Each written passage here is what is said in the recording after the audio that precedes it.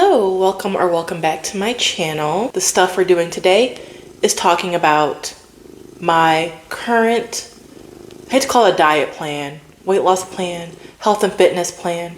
Yes, let's call it a health and fitness plan. Basically, the reason I'm doing this is because today is the first day of Lent, which I'm not sure if that's just a Catholic thing, but I grew up Catholic. I was baptized, had my first communion, and was confirmed Catholic. I don't do that now because I'm not really into like organized religion. Don't get it twisted. I still believe in God and all of that, but organized religion is not my thing. So I don't really know if this is like a Catholic thing or just a general thing. But basically, Lent is that time where Jesus he isolated himself for 40 days in the desert before, of course, we get to Easter and all that stuff. But this was his time of fasting. So for us, it's our time of fasting. And while typically it's usually like, oh, I'm going to give up, say, like chocolate for 40 days because it's a 40-day period, I decided to use this time to kind of make things more difficult for me in a way that puts me out of my comfort zone, basically. So if Jesus can be in the desert for 40 days being tempted by the devil, I can get my health and fitness together. So I'm using this time of fasting to actually pretty much get myself together. So I have a little plan that I wrote out. I did take my measurements today as well. Today is Wednesday, February 18th. So, like I said, this is a 40-day period of what I'm doing. And now we're going to go into my actual plan of how I'm going to get there. And I have this little journal that I got from Dollar Tree, actually. And all these stickers came in like a sleeve, so you can put your stickers on however you want to. And so I just put all the stickers on, just like this. I thought that was really cute. So, for my 40-day health and fitness plan, which again is my version, it's not really fasting, but it's doing something difficult. So for me, one of the most difficult things for me would be significantly reducing processed sugar. I love sweet things.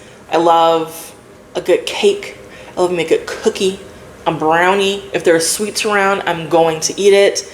I don't know how to say no to those things. So a difficult thing for me would be to say no to sweets, especially if they're sitting out or someone's like, hey, there's cake in the break room. It's extremely hard for me to just be like, oh no, I don't want any, thank you.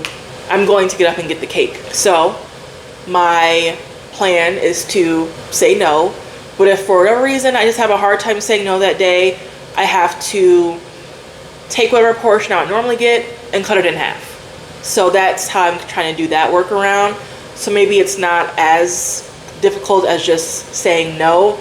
I do have to still keep in mind that I'm trying to keep a good like mental space for myself, because I can get kind of obsessive when it comes to my eating habits. So if I get too strict, I'll have a hard time getting out of that strictness. And while that can be good, it's actually detrimental because I was in that spot before.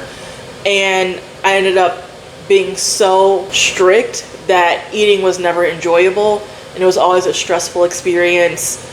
Or like if somebody wanted me to go out with them, it was hard for me to do that because I would just keep thinking about, well, what am I going to eat there? I had to check the menu. So while at first being strict with your diet seems good, it's really not. It's actually very detrimental to your health. And I do have a nutritionist, so we do work through these things on a weekly basis. So I do have a support system. So I would say if you have something that you just have issues with in terms of you have a hard time when you are around it, or it's just one of those things that you're constantly craving, you need a support system. I know it's hard to get people in your life to be that support system. So I'd say check your health insurance and see if you have any nutrition plans or anything like that covered, because my nutritionist is fully covered through my insurance. So I don't do like a copay and I have unlimited visits.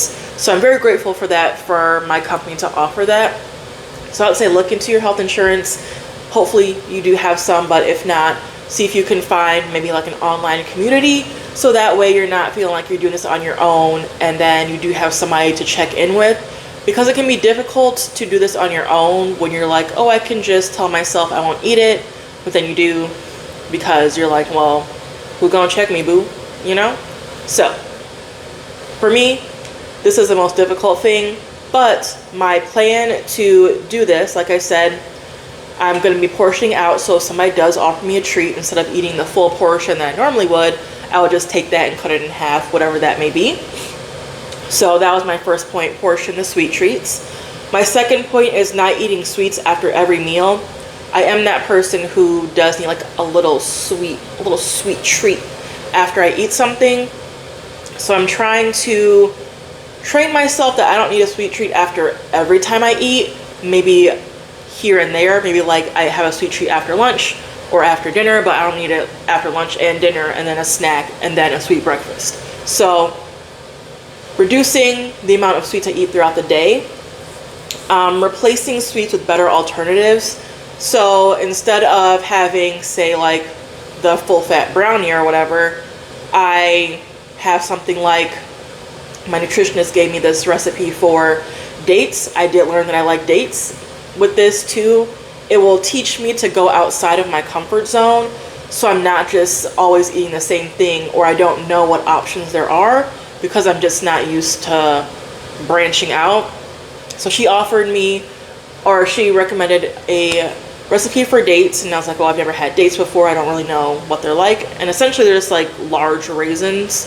So I took the dates, cut it in half, put peanut butter in them, and then put chocolate chips, or I actually have crushed up Heath bar, like that got in the bag from the baking aisle. So I put that in there, and it's really a good treat.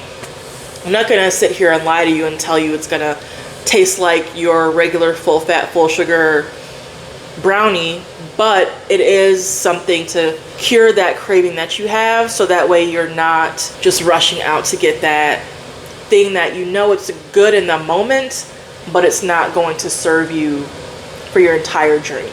The next point I have is to be mindful of hidden sugars, especially in like sauces and things like that, any condiments, and then added sugars in pretty much any food, especially in the United States. There's sugar in everything. I'm pretty sure there's sugar in like everything, even things that shouldn't have sugar or you wouldn't think should have sugar. There's sugar in those things, and it just doesn't make any sense to me. But making sure I'm reading the label, seeing how much sugar there is, and then if there's any added sugar. Like, I'll look at the regular amount of sugar, and of course you have to be mindful of what you're actually eating, because I've seen people say they want to cut out sugar, so they cut out all fruit. And I'm like, that's not the sugar that you're supposed to be cutting out. When we say cut out sugar, we mean like the ultra processed, ultra refined sugar of like a Twinkies, you know? Not like strawberries or grapes or something, because that's the sugar your body needs. Your body does need glucose to function properly. So when you strip it of everything, you're really not doing yourself a favor. And I've seen people who say they want to reduce their sugar, but then they cut out fruit, and then they're putting in protein bars. And I'm like, so you took out the natural sugar for the protein bar that has artificial sweeteners. Okay, sure. But it's not even their fault. Like, there's so much misinformation out there that it's hard to know what's correct and what's incorrect, especially if you don't have someone telling you, a professional telling you what's the right thing to be eating. Because, like I said, I have a nutritionist. We've talked through this, and I've just done a lot of research over time that cutting out grapes isn't what you're supposed to be cutting out when you say you want to reduce your sugar. You're supposed to be cutting out things with all the added sugars or hidden sugars. Like, I was buying barbecue sauce the other day. I didn't even pay attention before to how much added sugar was in barbecue sauce. So I was looking around for ones that maybe had no sugar added or just lower sugar options. And there's really not a lot, but I like condiments. I like to dip my food in things. So I'm not gonna just cut that out because it's hard to find alternatives. I'm just gonna make it work with what I have. And there are no sugar added options, but they just seem hard to find. Maybe it's just the grocery store that I went to maybe I need to start going to more specialty food places, but just going to Kroger, there's like maybe one option. So just being mindful of added sugars and hidden sugars there.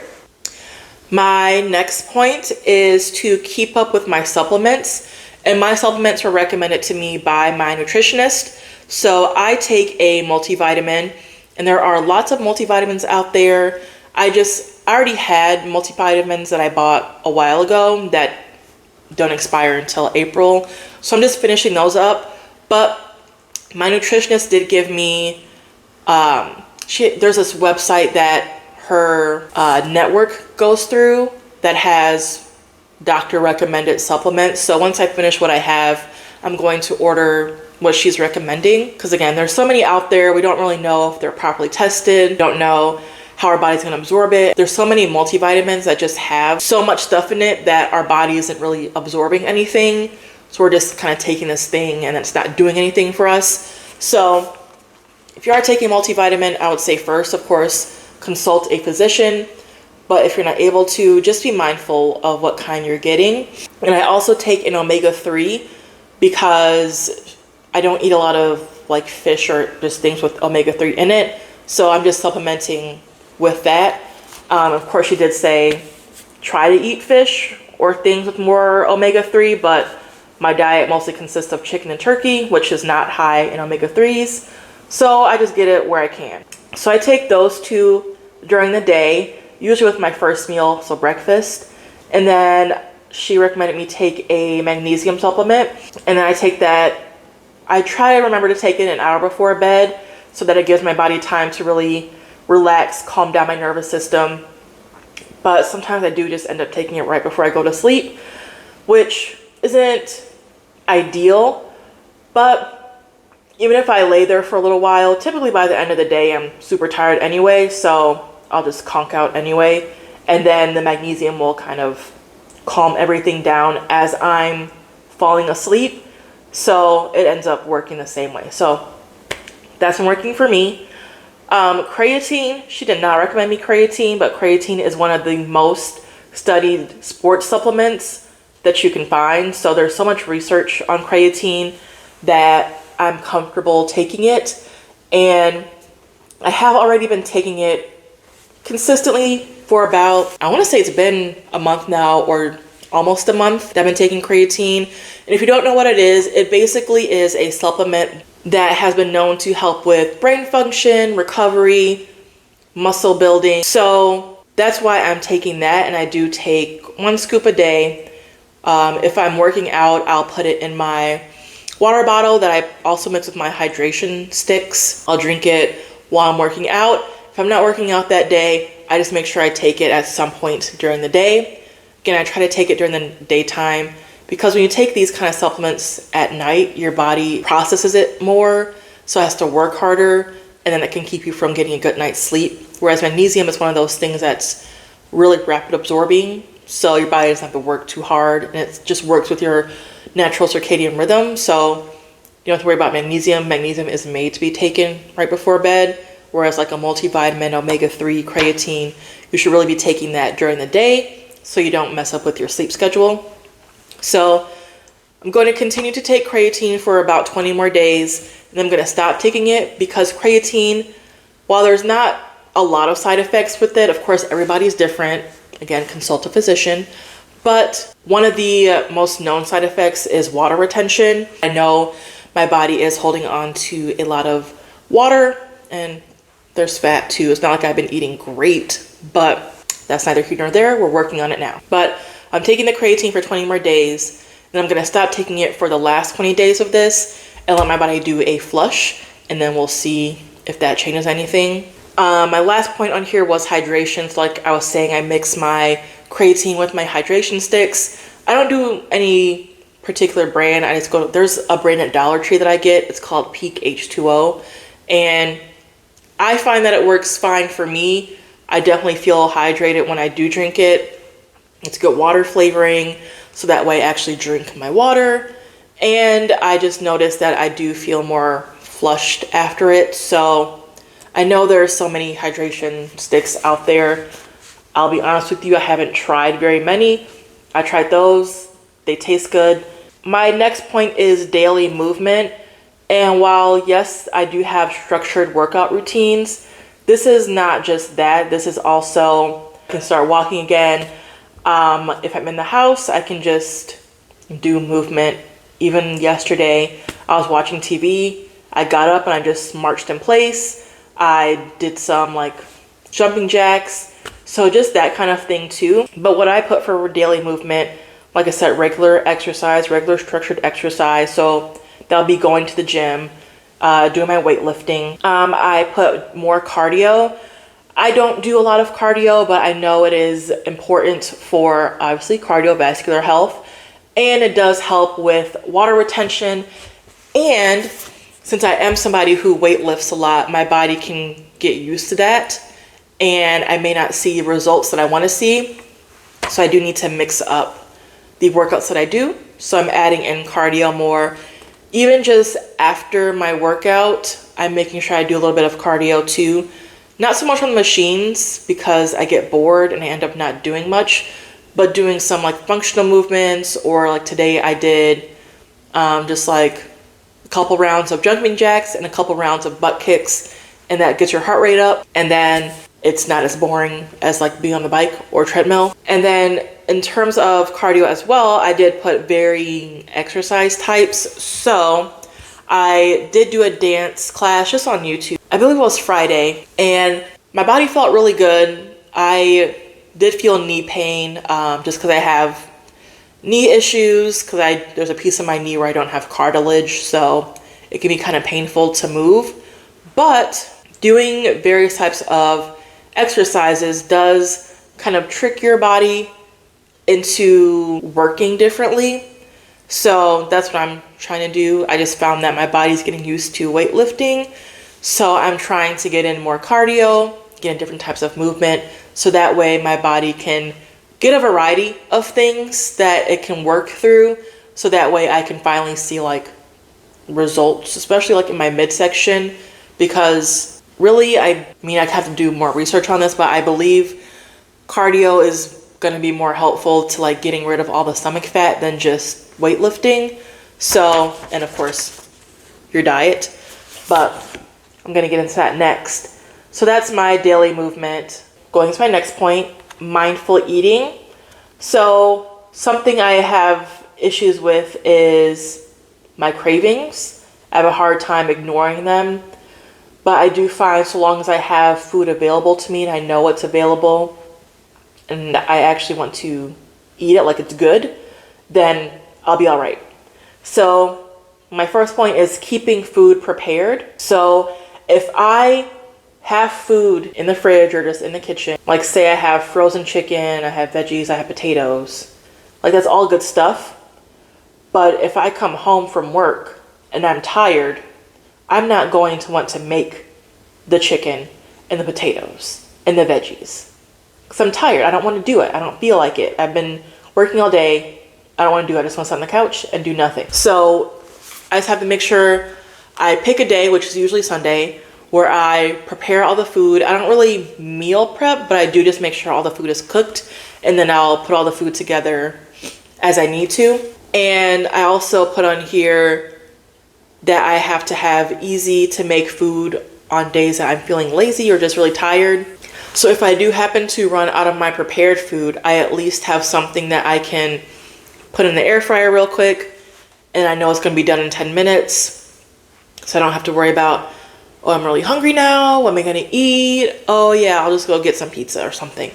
So those 2 points kind of go hand in hand with just making sure I'm setting myself up for success. I also have making sure I have snacks on hand, because another thing that happens is when I let myself get too hungry, then I start to make poor choices, because that's when my body starts craving things, because it's like, I'm so hungry, please feed me anything, which is another point I put on here, is not allowing myself to get too hungry, because I know my body at this point. I know that if I do let myself get too hungry, I'm absolutely going to make very strange and not great for me decisions. And then I also have on here sync eating patterns with my cycle.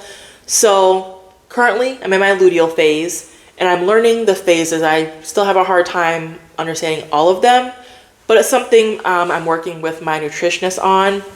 But in the luteal phase, she did let me know that the body just naturally will need more food, and it's just best to listen to my body because my body knows what it's doing. If it's asking for more food, it means that it's processing more food. So I know, especially with weight loss, we are taught always to just eat less, eat less, eat less. But especially as women, like, our bodies go through a lot of changes during a cycle. So we can't always just be eating less because that's not always what's going to serve us in our bodies at that time, especially if you're working out. So this week I've just been hungrier than a couple weeks ago when I was in my, I think it was the follicular phase, I believe. So I wasn't that hungry then, but now I'm very hungry. So I'm just eating as my body tells me to, but eating what I keep prepared, like the foods that I have made for myself, and not just like going out and constantly buying food. That's not going to serve you. You have to make sure you're still nourishing your body properly. And I'm also learning that certain cravings mean that your body is missing something. So for example, if I'm craving sweets, it probably means my body needs, again, glucose, because your body does need that. But what's another source I can get that glucose from? But there are going to be times where you're craving chocolate and you just got to eat the chocolate. So sometimes that's just what serves you best. You kind of have to learn that for yourself. I can't really tell you how to do that. That's just something you have to work through. Something I'm working through. It does take time, but it's better in the long run to actually learn your body and your body's habits versus just ignoring everything just to cut out calories and then you don't know how to deal with it later on in life. My last point here is getting better sleep. So I'm going to maintain my bedtime routine because I feel like I have my bedtime routine pretty much on lock at this point.